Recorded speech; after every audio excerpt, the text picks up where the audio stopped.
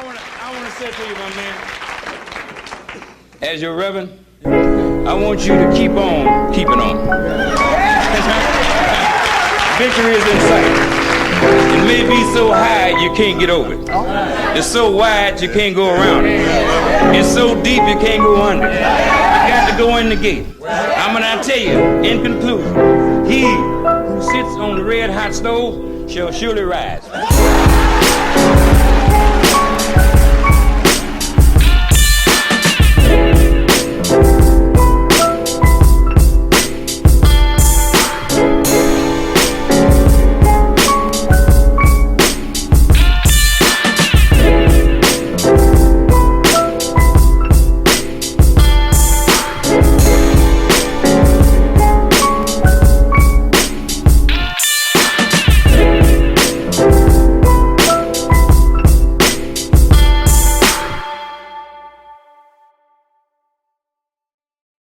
Thank you for taking the time to subscribe, to listen, to join us on this journey with this podcast. I enjoy all the love and encouragement from every different person.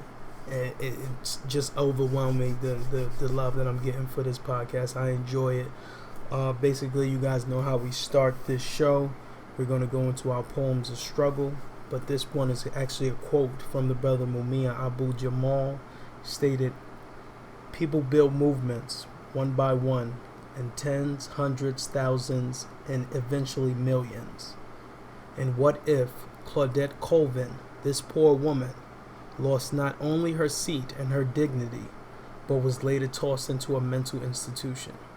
Few remember the woman's name, but her contribution that would set the stage for Rosa Parks was immense. Yet none of us deny the power of the Montgomery and how it electrified the nation." Basically, with every single system and every single difficulty we do have, we have to look into history because that will benefit us for our future. As far as the Montgomery boy boycott and things of that nature, we have to look into that to understand the different things and ways we can use to benefit our people. The next thing we're going to go into, like we always do, support these particular brands. I have one here. Jafari Beads. Please support the brother Jafari Beads. Very good bracelets, many different kinds. Please support that brother's JafariBeads.bigcartel.com. Please give them a chance. These brothers are out of Baltimore. Please check out their products. Our film selections is too honorable by the brother Dame Dash. It is selected on Vimeo and also iTunes. Please give that a view.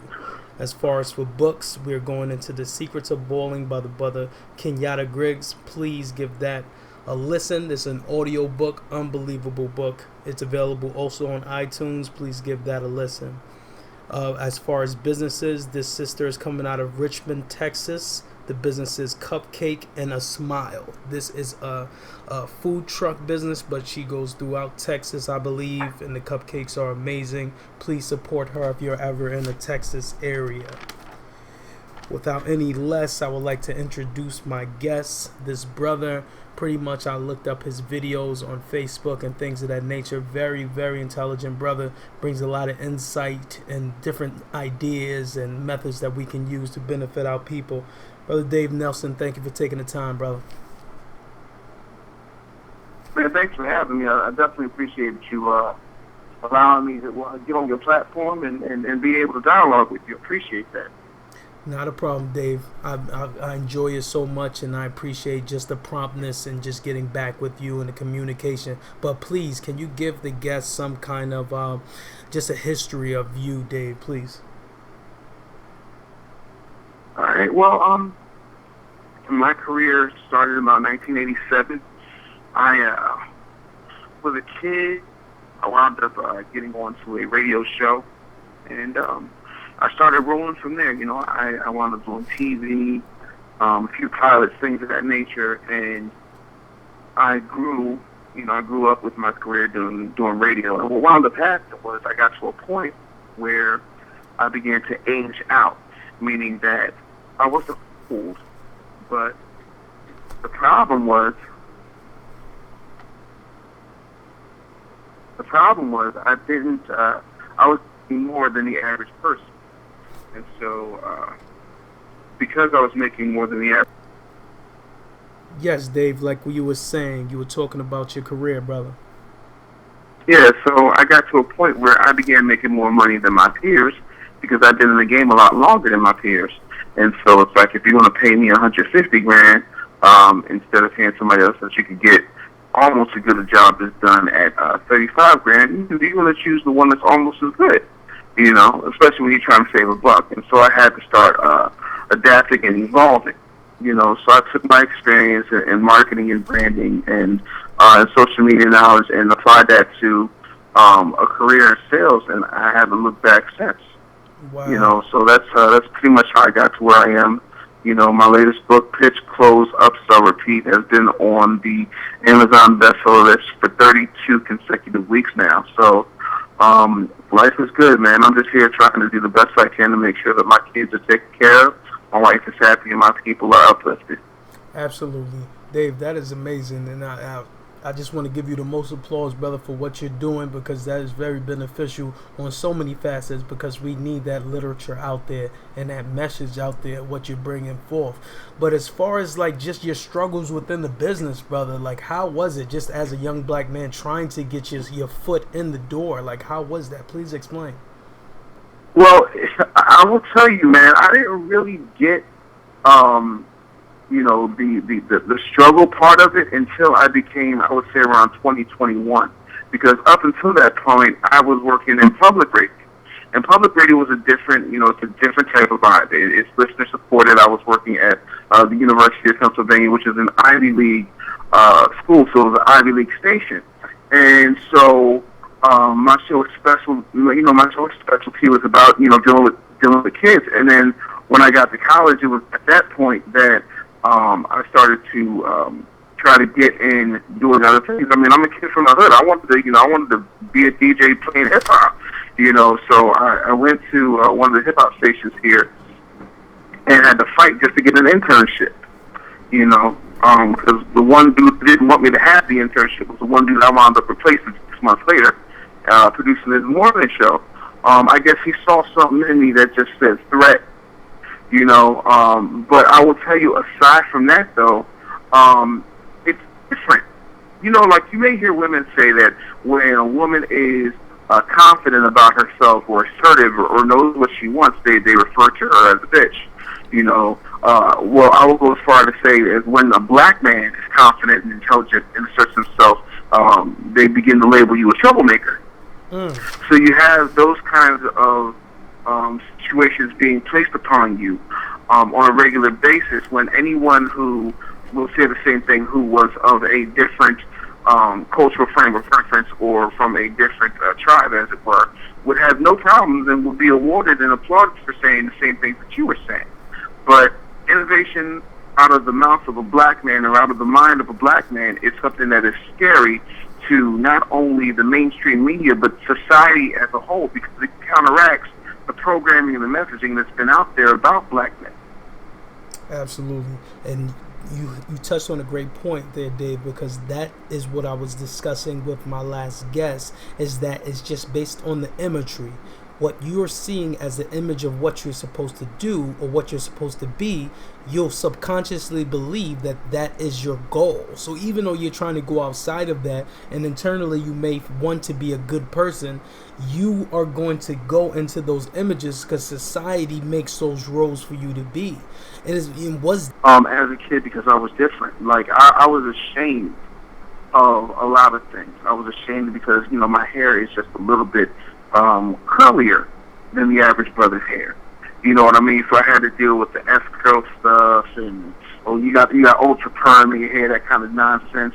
Or when articles started to appear in papers and teachers would get a hold of them and be like, "Oh, look what David did." I'm like, "Okay, you're just trying to get me get killed out here." You know what I mean? Like, so I would try to diminish myself and downplay what I was doing, but it got to a point where if you're sitting there in the hood and you took on CBS on a Saturday morning, you in your bowl of Fruit Loops, and then there's my black behind coming to you on your TV screen, I can't escape that at that point. So I had to, you know, kind of reject the notion of trying to fit in because I was not built to fit in. I always questioned authority. I always questioned what I saw I wanted something better, because, well, damn it, why not? And so, yeah, I'm not going to sit up here and tell you that it wasn't hard. It was hard. It is still hard, The difference now is I control more of my destiny, than I did when I was a younger man or when I was tied down to corporate America. Exactly. And so it comes down to, if you're going to, quote unquote, make it in this country and be black, you need to have your own means of self-sufficiency, your own means of production and provision for yourself and your family. Otherwise, you're always going to be under the thumb of someone else, and they're going to do everything to make it as close to slavery as humanly possible. Exactly. And Dave, that's the basis of what I was like trying to push and trying to get everybody to understand, is that the only way we're going to be sustaining ourselves is through independence. And it doesn't matter. It doesn't even come on just our culture. That's any particular culture. You look at any other race, they pretty much stay predominantly with each other and create businesses to sustain themselves within their particular culture. Like an Indian family will come over here, buy a bunch of bodegas, a bunch of corner stores, gas stations, and things of that nature, put their cousins in many different ones to sustain their household. The same as the Koreans with the weaves, the same as the Chinese with the Chinese restaurants, the same as all these different entities. But the difficulty with us is I feel like we're coming on a more of a basis of total independence, even away from you being with your own people. Do you also see that, Dave, or is that something I'm just maybe not getting? I'm going to tell you what it comes down to, because a lot of people have this thing about the talented gen, whereas those of us who happen to be blessed with intelligence and a certain level of success are somehow relegated to go into a situation and, magically save the hood. And the truth of the matter is, you cannot magically save the hood, because there are systems in place that are greater than one man or a group of men or women. The truth of the matter is, you have to do what every other race does. Every other race rejects their trash. We don't. We feel like we have to save everybody. Jesus Christ, depending on what your belief system is, but just for sake of argument, Jesus Christ has sense enough to realize that everybody wasn't going to gravitate to him. And if you subscribe to the whole Jesus is the Son of God thing, that means that man is God made flesh, and even he was smart enough to realize everybody wasn't going to follow him. You're right. Let's take it let's go someplace else. Let's go to the Quran for a minute. In the Quran, Muhammad, the messenger of Allah, was from a town called Medina. He was not from Mecca. Everybody in Medina rejected him. He went to Mecca, spread the same message, and then he rose up an army and came back and took over Medina. There are people who you have to realize they're trash, and that's where they should stay. White folks put their trash in trailer parks. Indians put their trash in slums. Black people, we put our trash in our homes, and we hold on to it, and we hold on hope, and we pray our poor cousin crackhead Pookie or do nothing Earl is going to magically somehow get better. Instead of realizing, you know what, sometimes you got to charge Earl to the game in order to move accordingly. When white folks start a war, they're prepared to die. They're prepared that there are some people who ain't coming out of that war, and they're okay with that. We're not okay with that. We want to embrace everybody, and we can't. There's some of us that are poison. And sometimes when you sit up there and you let a cancer spread, you're killing yourself. Now, that doesn't mean that you give up on everybody, but there's some people that, yes, you need to give up on, because they're not meant to be with you. They're an anchor holding you down and keeping you from moving forward. You're right. And that's what I'm saying. It's like I understand what you're saying fully, because it's like I'm able to understand it without having a closed mind about it. Because others probably gonna look at it like, oh, he just saying some coon ass shit that's against the other niggas, and we gotta be together, and he talking that bullshit. But well, first of all, yeah, go ahead. Let me be clear. All right, there's not a coon gene in me. I don't dance. I don't wear a dress. I don't yell at the boss. I don't step and fetch. The difference between me and everybody else is that I'm willing to look at the truth objectively. Absolutely. Okay. I don't sit up here like now. I watched the Republican convention. I watched the Democratic convention, and all I see is a bunch of black people at this Democratic convention loving Hillary, loving her. not questioning nothing that she's done, not questioning anything that she's done. And I'm not saying vote for Trump by any frustrated imagination, because he's a jackwhack and he's a plant, and that's another conversation for another day. Exactly. The point is, if I'm a coon, right, explain to me why I have no problem raising and donating money to my city council members in order to get my agenda passed while you sitting on a corner. If I'm a coon, explain to me, like me and 85% of other black men who are married to their black wives, are raising my children. Exactly. But I'm the coon. Exactly. I am drug-free, disease-free, and drama-free. But I'm a coon. Why? Because I don't sit up here and I don't grab my nuts and say, yeah, I mean, know what I'm saying? You know, I gave up smoking weed in my 20s. Like, what makes me a coon by saying that at the end of the day, some of y'all are hot garbage? Not all of y'all. Not the majority of y'all. But some of y'all are hot garbage, and I'm not a nigga. Even David Banner rejects the word nigga at this point.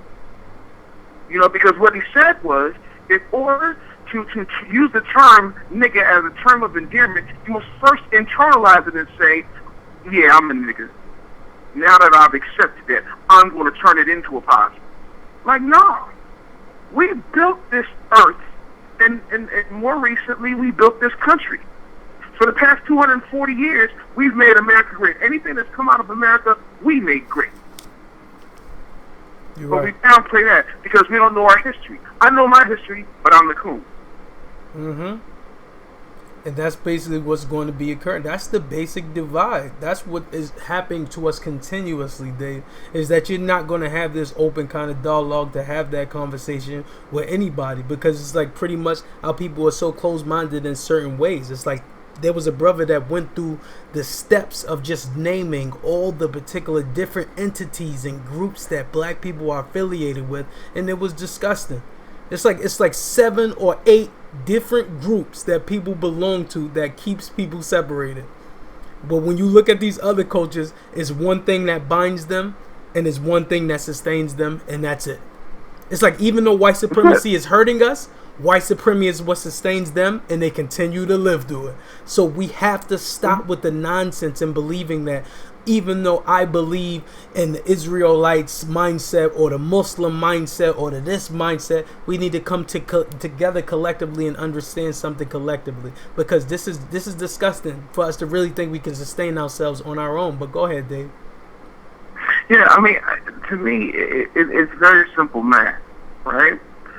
We have to stop looking for white approval. Absolutely. We have to stop looking for white handouts. We have to start creating opportunities for ourselves. All of these politicians, I want you to pay attention to this, because I'm going to break this down on 3 levels. First, every hood I've ever been to, and I've lived all over these yet-to-be United States, every hood I've ever been to, I've seen 2 things consistently: the liquor store and the church. And depending on which part of the country you're in, you might see a crack house, a liquor store, and a church. All right? The liquor store is put there by the government, meaning that the government money is funding it. The government makes sure that there's plenty of liquor to ply these black folks, you know. And the church is there to give you another drug, give you that drug of hope. Yet still, the church is pristine, but everything else in the neighborhood looks horrible. The pastor's got a brand new Bentley Phantom. He's got a brand new jet, but you taking a bus to go give him your 10%. Well, you need to be taking that 10% and put it on your light bill. Absolutely. But we're so quick to start talking about, oh, well, you know, we got to do this and we got to do that. No, what you got to do is open your eyes and start taking control of what's happening in your own neighborhood. And I'm sick of this rhetoric that we keep buying into. If I hear one more black person talk about, well, what about black on black crime, I'm going to scream at somebody. First of all, let me let you in on something. My cousin Kina right now is over in Osaka, Japan. Yes. And what she does over in Osaka, Japan is she teaches Japanese businessmen how to speak English as a second language so they can come over here and make money with Americans. Wow. Never anywhere. Because I ask her all the time, I was like, now, when you're out and about or you're watching the news there in Osaka, do you see anything about Japanese on Japanese crime? She's like, no, it doesn't exist. A buddy of mine named John Christmas, who lives in Colombia, South America. He turns on the news, He's a very well-to-do black lawyer. He turns on the news. In Colombia, there's no Colombian on Colombian crime. It's just crime. So then what is the archetype of black on black crime? It is a media buzz phrase that we all buy into in order to pacify us. Absolutely. Absolutely. So until such time we recognize that we're being fed certain information, I'll take that back. And until such time as we realize that we're being programmed to receive such information, we'll keep having these issues. And if I'm lying, ask yourself by every radio station, every cable network, every national network, every local affiliate, all have one thing, and it's called a programming department. They have a program director. When the program director goes on vacation, they have an assistant program director. And they all get their orders from somewhere else. 6 entities own all the media in this country. 6. And nobody finds any of this odd. You don't find it odd that somebody who has the political experience of my last bowel movement is now the Republican nominee for president. Damn. And he destroyed 16 of the people to get there by saying cute little phrases like, Jeb Bush is low energy. Look at Lion's head. Carly Fiorina's ugly. Y'all don't peep game when it happens to you. And then whenever something happens, there's 2 things that happen in the black community. 3 things that happen in the black community. Number 1, there's the march.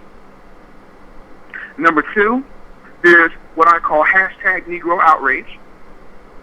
Because black folks from Generation X to millennials and on just get on Twitter and Facebook and yell and scream about it. And then all of a sudden, here come the black leaders. Here they come. Here comes Jesse. Jesse, if Jesse Jackson was a superhero, he would be like the second Robin that Batman put up. Do you know why Robin exists? Robin exists so that Batman don't get shot.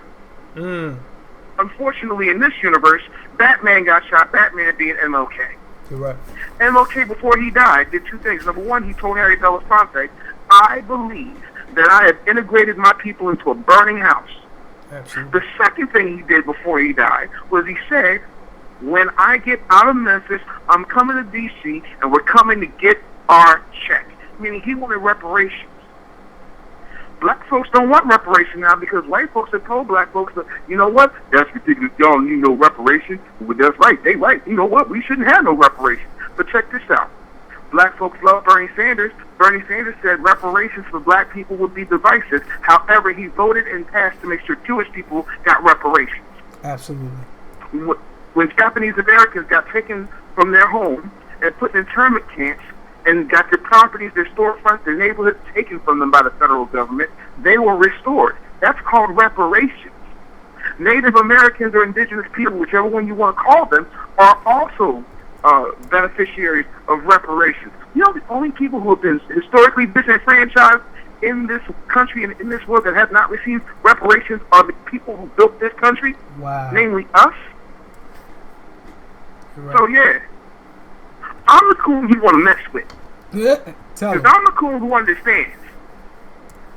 And that's the problem. But they never really gonna get it, brother. They never really gonna understand that. And that's why you're gonna collectively keep on going behind these people believing that they're gonna be your savior. You keep waiting.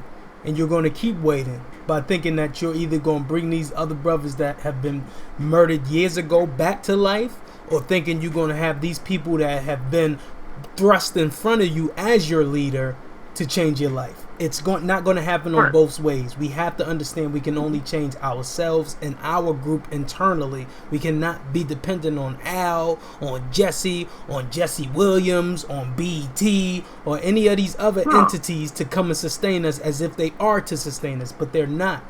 But go ahead, Dave. No, I mean, it literally, you have to be responsible for yourself, and you have to look at how the game is played. Okay? Let's just take a look at white folks, because I find white folks extremely interesting. White folks have a blueprint that black folks should look at and use it to destroy their infrastructure. Here's what I mean. White folks make sure that their agenda is met. If you want to know everything about politics, watch the WWE. Here's what I mean. The psychology of professional wrestling goes like this.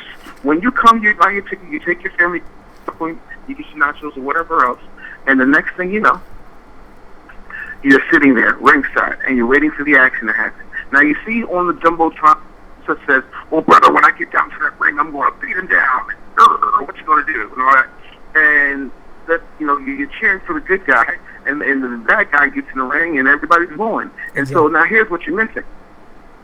If I want to tear your head off, if I want to beat you down, I'm not going to wait to get you in that ring. I'm going to beat you in the parking lot. If I can't get you in the parking lot, I'm going to get you in the shower. If I can't get you in the shower, I'm going to get you in the locker room. If I can't get you in the locker room, I'm going to get you on the ramp. But I'm going to get you before you get to that ring. Exactly. I ain't going to wait. You're right. You're right. Let's look at politics for a minute. Both the good guys and the bad guys both have their checks written by the WWE. Both the Democrats and the Republicans both get their checks written by the same federal government. Wow. Do yourself a favor, if you've got Netflix or if you can order it on Amazon, go get that Eddie Murphy movie, The Distinguished Gentleman. The most important thing in that movie that you missed was when Lane Smith told Eddie Murphy how the game goes in Washington. He was like, "Well, what are you on sugar?" Eddie Murphy was like, "I don't know." He said, "Well, look, if you're for sugar, I've got money from the high fructose corn syrup people. I've got money from the sugar growers. I've got money from the farmers. Well, what if I'm against it? Well, if you're against it, I got money from the lobby. Either way, you win."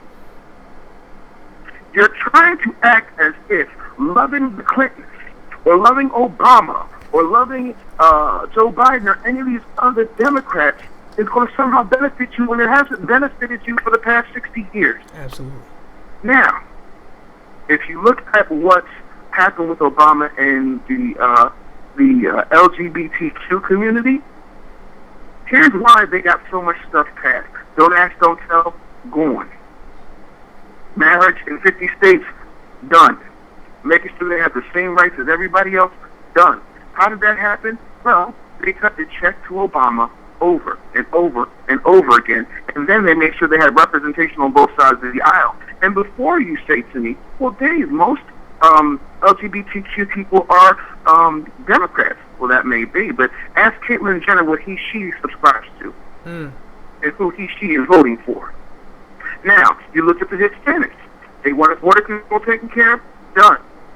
They wanted a path to citizenship for illegal immigrants, done. How? They cut the check, and they got people on both sides of the aisle. That's how you get stuff done. What do black people do? We sing songs, we march, we look at Hillary Clinton's hot sauce in her purse, and we watch Bill Clinton play the sax, and we say, "Oh man, that's what that is." Or we look at Obama and say, "Yes, we can," because he's one of us, knowing good and well that he was raised by his white grandmama and granddaddy in Hawaii and didn't experience any type of white supremacy until he got to become the president of the Harvard Law Review. So basically, he grew up without white supremacy even rearing his ugly head. Because I know if you've ever been to Hawaii, if you're a black man who can ball, you're automatically the most popular kid in school and the school damn mascot.